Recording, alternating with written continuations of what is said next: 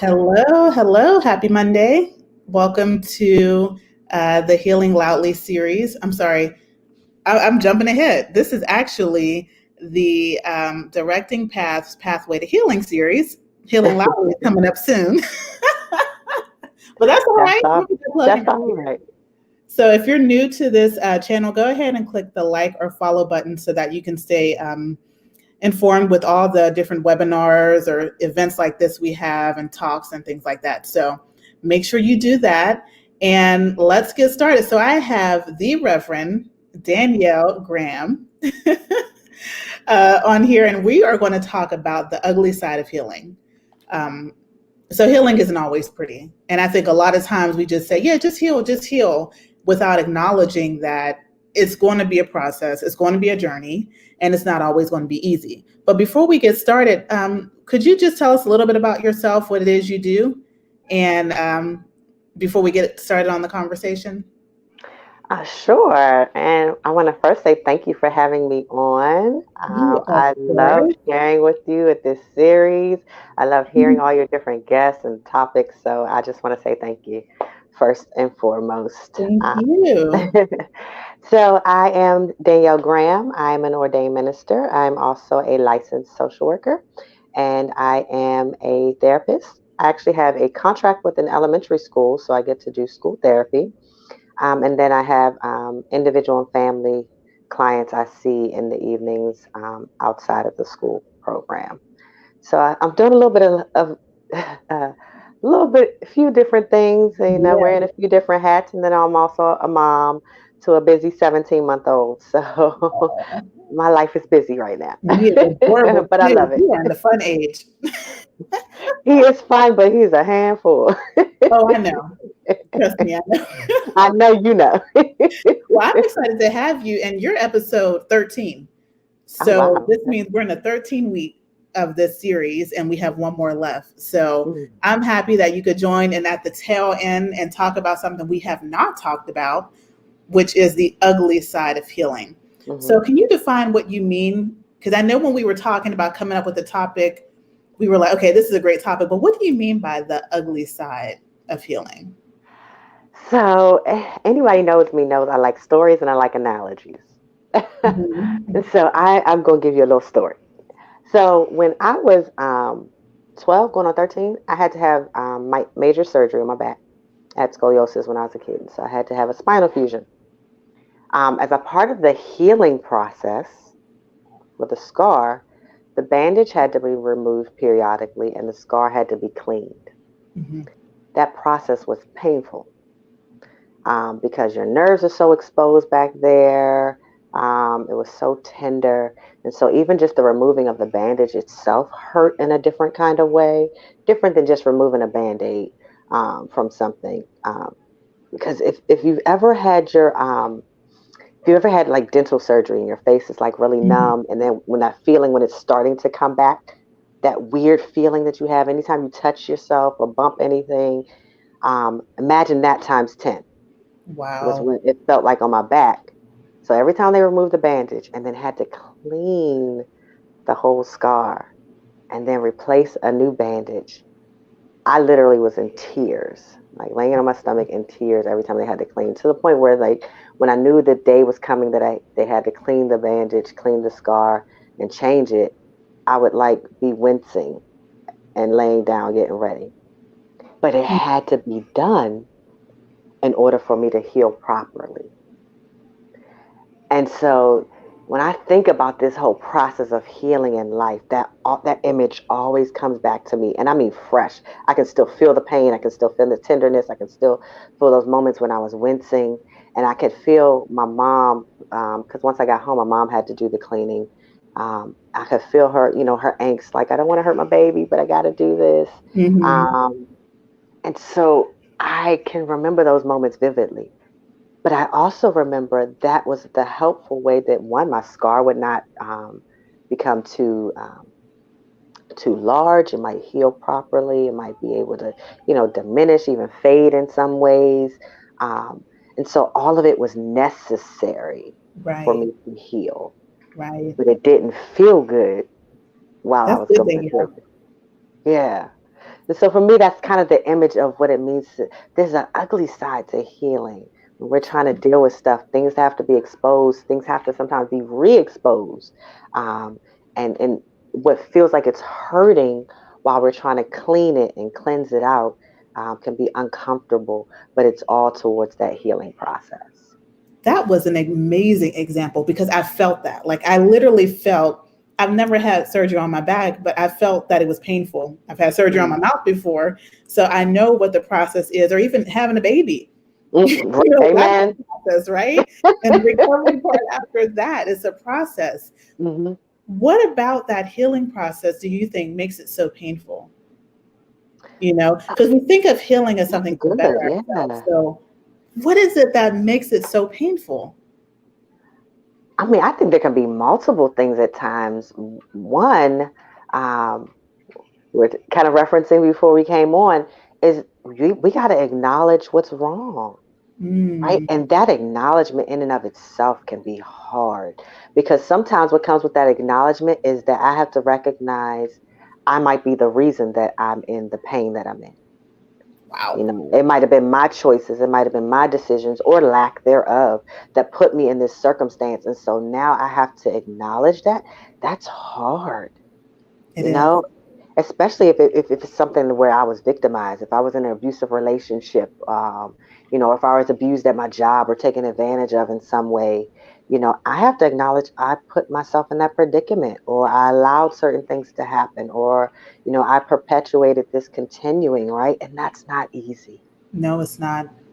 And that doesn't feel good, right? And then sometimes we confuse that with victim blaming, Mhm. but it's not. I have to acknowledge my part and what happened. How did I get in these circumstances? And that can be the hardest It part is. of healing. It is. And I agree with that because I remember when I was going through my healing process, one of the things I realized were the amount of times I allowed my boundaries to be Mm. crossed. Yeah, And that was yeah, difficult.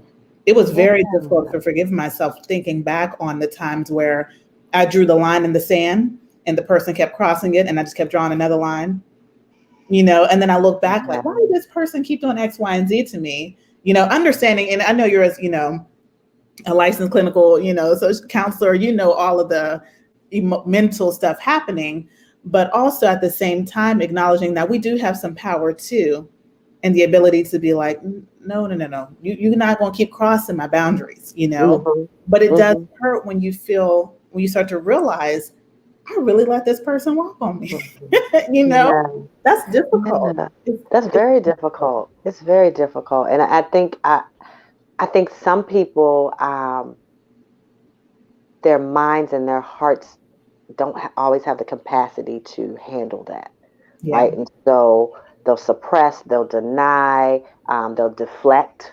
I'll stay in the victim mentality, in the victim role, because that's easy. It was all their fault. Nothing was my fault. Nothing's my responsibility.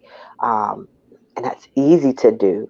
Yeah. Um, and understandable, right? Nobody asks to be mistreated. Nobody asks to be abused. Nobody deserves to be abused or taken advantage of in any way, shape, or form. Whether it's by a boss, whether it's by a significant other, whether it's by a parent or family member, no one deserves that. No one asks for that.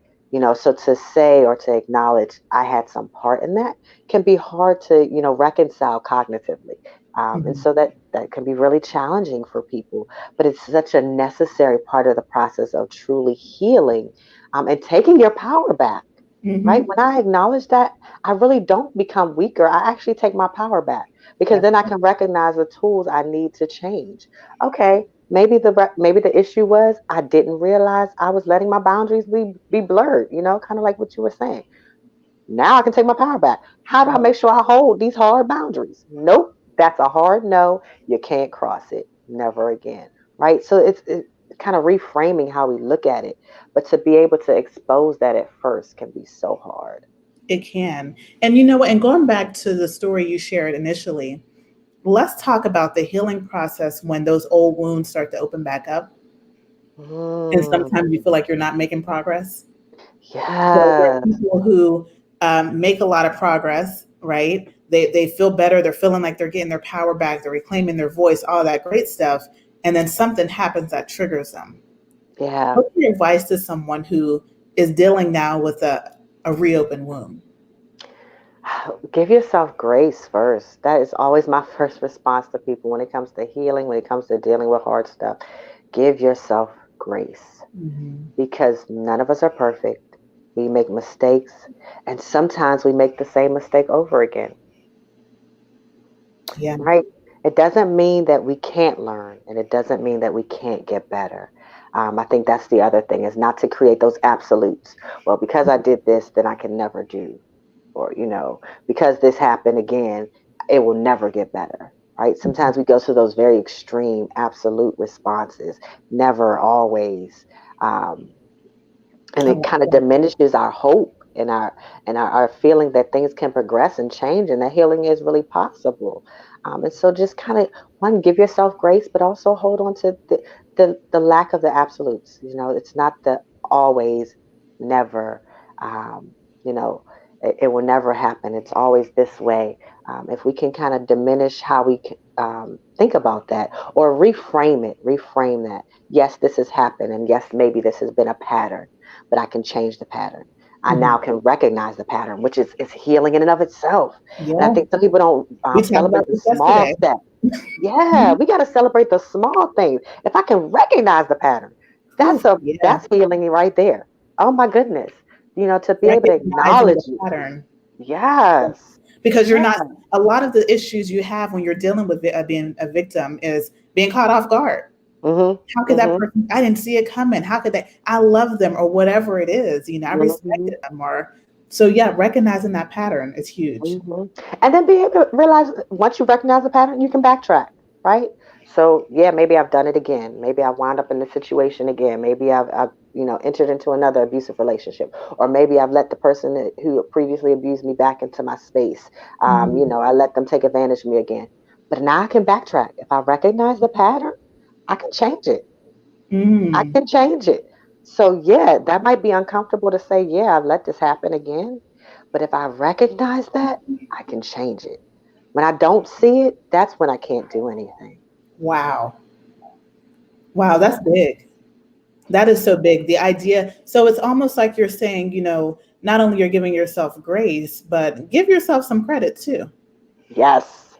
Yes, exactly. Like you're doing enough. Mhm. I've done it before. I will beat myself up. Yes. I will think over and over on it. And I'm sure some of y'all watching this, you might be able to relate, Yes. and then we start to be like, well, I'm never going to get there. Mhm. And then you start Yeah. to just start shifting in that negative thinking, that negative direction. But you're And it saying, shifts all your energy. Then you lose the motivation. You think, oh, I can't do nothing. You lose your creativity, which is important. So I lose the idea of there's options. I it's get just diminished by that. That anxiety and that frustration and that feeling of defeat diminishes that creativity and your ability to think outside the box or to think of other, even if it's just to think about who I could reach out to for help. mm, Sometimes that gets diminished, in that process. So you're right. Give yourself some credit. At least I've recognized it now. Maybe I didn't. Maybe it didn't take as long. Maybe it didn't take 6 months this time. Maybe it only took 1 or 2 months. That's yeah, still worthy of celebration. yeah. How does someone stay the course? Ooh, How do you stay good the course, question. right? Because it's Ooh. so easy to, when you start to fall off, and then I've like, it's like, forget it. I don't even know why I'm trying. But let's talk about staying that course, Yeah. even when things are not going the way that you planned it to go, or even when they're not Hmm. going how you envision them to go. Hmm. How do you stay that course? Great question. Great question. I think of what we talk about, and anyone who has to deal with anyone who's battled with addictions. And addiction, they talk about the road to recovery is not linear, right? Hmm. So it's not a straight line. It's not, oh yeah, I'm going to fight this addiction and I'm never going to be addicted again, and that's it, right? I made the choice, I get to rehab, and it's all over. That's not the road to recovery for addiction. And they talk about most people in the process to their healing and recovery and addiction will reuse or will fall back into whatever the addictive, behavior or pattern was, right? Right. And that's not seen as a judgment for anybody who works with, anybody who's an addiction counselor. They don't even say that as a judgment. They don't say that as a condemnation. They offer that almost as a sense of healing, that if and when you fall, be okay, that you can come back and get the help. As long as you recognize it, you can go back and get the help and change it, and know that that's a part of the pattern. And I think that's the same thing, in our emotional states, our mental health, especially if you battle with depression or anxiety. Um, you might fall off sometimes. You might slip back into some old habits and some old patterns. It's okay as long as we recognize it and say, I can do something to change it. That's all. Just being able to celebrate those little things and being able to acknowledge those small things. So I stay the course by saying, okay, making a mistake does not mean I can't have success. If I fall backwards, it I love doesn't mean that. healing is impossible, right? It's still possible. And I probably have healed in some ways. I just slipped a little. Doesn't Hmm. mean there's not any healing at all, right? Like the analogy I gave of my back, like I noticed over the years different hurdles I had to overcome in the healing process, right? First it was the whole wound and the cleaning of the wound. Then I had to, relearn how to stretch and do certain things, right? What access I have available to me. And then when I didn't have those days when I ain't feel like doing all the stretching, I didn't want to do all that. I didn't want to do all them exercises. I didn't want to do the therapy. I'm tired. I don't feel like it. Hmm. I was a Hmm. kid. I didn't want to do it. Right. But then I fell back. So now I'm more stiff and I'm hurting and oh my God, what did I do to myself? And then you do all those thoughts. I'm beating myself up. I should have did this. I should have did that. I shouldn't have did this. Okay. Maybe that happened. How can I change this so I can get better? What can I do different now? Staying the course is just reminding yourself, even when I fall off track, I can get back on track. I can get Yes. back to a place of healing. And I love this analogy so much because it's almost like we're working that muscle, that Yes. psychological muscle. Mhm. You know what I mean? Mhm. So you're right. So there are times when we could have somebody can look at your wound and it might look bad to them, but they don't realize you're not in the same amount of pain that you were in when you first got the wound. Ooh, girl. You know what I'm saying?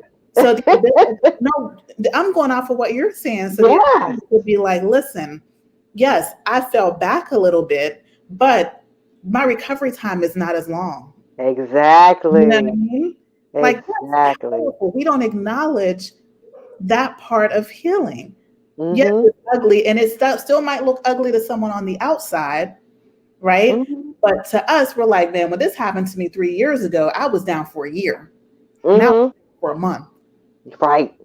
Or right, or even maybe it's 6 months. Maybe Mhm. it's still an extensive amount of time, but it's still less than what it was before, right? Yes. Or even those places of before I wallowed in it and I became depressed, or I wound up suicidal, or I wound up in a more negative space, or I wound up using drugs, or I wound up turning to bad relationships and becoming promiscuous. Or a lot of people forget all of the side effects of things, when we don't actually heal, things that happen to us as a result. But maybe now I second guess, picking up those drugs. Maybe now I got depressed, but I knew who to go ask for help. Maybe now, yeah, I Wow. got into that relationship with somebody else that was abusive, but now I recognize it and I broke up with him and I done blocked the number. Like Wow. there's just the things that's their progress that says, okay, I can stay this course because I can see the progress. I can acknowledge the progress, even while I acknowledge there might have been a slip up, there might have been a failure, there might have been something mistake I made, and now I'm hurting and I'm upset about it, and it feels bad, right? And it is ugly, right? The road to healing is not always pretty. Um, Right. it's not linear, unfortunately, right? It's just not. It doesn't pick up that way, right? But I can acknowledge, okay, what has changed? Where have I grown? What have I seen in a new way? What do I know better now? What do I understand? Like in your circumstance, you're using your platform, your voice, and your experience to help heal other people, right? And I'm Yes. sure at some point you didn't feel that way. That's I mean, that's healing in and of itself. Like now that I can see I want to help somebody or I have the energy to help Yes, somebody. Because maybe I decided I wanted to, but then before I couldn't do it. I thought I wasn't good enough. Didn't have a voice. I didn't think nobody wanted to hear me. But now I'm willing to speak no matter what. Right? That's healing. That's yes. staying the course. Wow. Wow. I'm just listening to you like this is just such a great example. It Mm, is such a great example. It's literally a muscle. And the yes. more we use it, the stronger we get. And you're going to have Yes. those days when you're not going to feel good. And you're going to have those days where you're not excited about the process. Mm-hmm. But get back on. Get back on Mm-hmm. the track Mm-hmm. because And like there's a destination. exactly. And like you're mentioning, it being a muscle, sometimes working the muscle doesn't feel good, right? Hmm. Sometimes doing these exercises, sometimes doing that, I think that's the part that's ugly too that we don't acknowledge. Sometimes doing the extra work doesn't feel good. So maybe I've been in a pattern of picking the wrong relationships, abusive relationships. We'll use that example, right? So to get out of that pattern, I might have to be single. And being single might make me feel lonely, might make me feel isolated, might make me feel, less than, or just even natural. I have desire to be held and loved and cared for. And now I'm feeling that deficit because I don't have it present. And so I have to exercise every day to choose. I'm not going to go with what's convenient and easy right now by just taking anybody. I'm going to do this hard, ugly work of being by myself, of feeling this feeling of loneliness or discomfort or pain while I'm healing and getting better so I can make those better choices. You Right? are That's the hard preaching. part. Whew, yes, that is Amen. hard. And if y'all Yes. watching this, listen, it's hard. It's That hard. is a whole, and I never even thought about that, Danielle. When I'm thinking about healing, I didn't think about sometimes having to sit with yourself. Mm-hmm. You think of being around the abuser or being around the naysayers, but what about when you're with yourself and you're Yes. uncomfortable? Yes. And to acknowledge that, I think it's hard to be able to say, especially when you're talking about that dynamic of abusive relationship. It's hard to say I'm lonely and I want to be in a relationship, and that's the reason why I probably wound up in the relationships that weren't good for me, Mm, right? And again, it's not to beat up on ourselves. It's not to judge ourselves. But it's to acknowledge, okay, if that's what caused me to go back there, next time I'm feeling that, I need to pay attention as my own red flag. Am I choosing this person because I'm feeling this again, or am I really paying attention to what's happening in this dynamic? I love Right? that. I love that. And Danielle, we're gonna have to do something else because that's a whole nother topic. Like we need to have a whole nother platform for the singles or because that's a Girl. whole nother one. How Woo! many people choose their partners because they were lonely? Mm-hmm. And the You know, ability to say, I made this decision during a time when I wasn't emotionally stable, honestly. So I mm-hmm. chose you to fill this void, but because you weren't the fit, eventually it didn't work.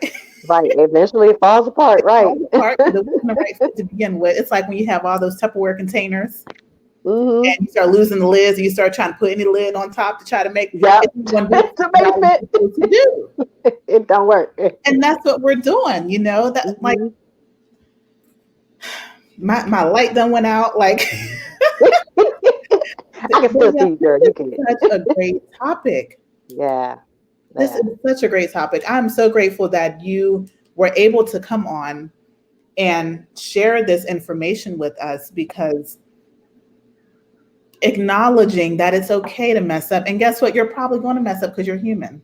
You're not going to be, it's not linear, Yep. Yep. but That's stay the huge. course. Yep. That was a whole Mhm. sermon. Yes, stay the course and trust the process. And trust that even as you get better, you'll make other mistakes. Other things might come up. Other things might get revealed. And again, you learn from what you gained before. Okay, I made that mistake previously. This is how I overcame it. Okay, I got this mistake now. This is how I can overcome this. Right? Some things can apply. Some skills are translatable. or transferable, I should say. Um, so just holding on to that and trusting that, and believing, when you're a person of faith, Yeah. believing that, God already knew all of this and Yeah. God still thought you were valuable. So I can hang on to that, right? I have things I can hold on to. And even in my worst state, there's still something good about me. Say that one more time, please.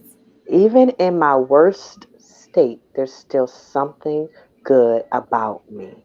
That And is so that's powerful. worth holding on to. That is powerful. And I've had to tell myself that many Yes. times. Trust and believe. I'm not saying anything that I haven't had to, work through myself. When I've made those mistakes over and over again, it's like, Yeah. dang, I did that again. Dang, I did that. Oh man. Yeah. But God still sees me as worthy and valuable. God still says I'm fearfully and wonderfully made. So, hey, all right. It doesn't make me arrogant, but it gives me the confidence to say, well, I can get up. I Right. can do something. There's something worth dealing with. There's something left here. Even when I feel like everything's gone and depleted, there's something left There's that I can something. use and shape and mold and do something else with. I love this. This was such an amazing, amazing conversation. And like I said, as I'm doing these, as I'm wrapping this series up, and thank you everyone who's watching and commenting. People are really commenting for you, saying great Amen. information. You'll see it when you get off. But as I'm speaking to different professionals and speaking to different people in the community, I'm realizing this platform is bigger than what I Yeah. realized. So I'm so grateful for you and for everyone who's come before you and who will come after you, who have lent your voice and your skills and your talent to heal, because Amen. it's past time to heal. And every Yes. time I speak to someone, like I spoke to you, I'm learning new information. Yeah. There's always something to be learned. So I want to Yeah. thank you so much for spending your time. I know you're busy, um, to come on here and to share this because someone needed to hear this. Mhm. So how can people follow you? I usually have information pop up, but do you mind sharing how people can follow you or platform? Yeah. You can find me on social media, on Facebook, my name, Danielle Graham. And you can find me on Instagram, Ms.